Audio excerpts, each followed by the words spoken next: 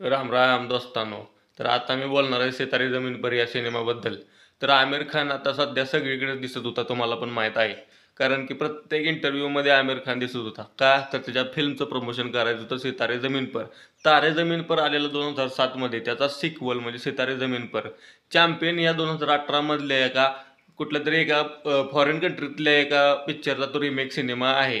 पण रिमेक या नावामुळे त्या सिनेमाला आपण का हेट करतोय किंवा पब्लिक का हेट करते ते मला कळत नाहीये. सिनेमा बघितल्यावर मला फक्त एवढंच जाणवलं की हा सिनेमा गुड फिल्म सिनेमा आहे.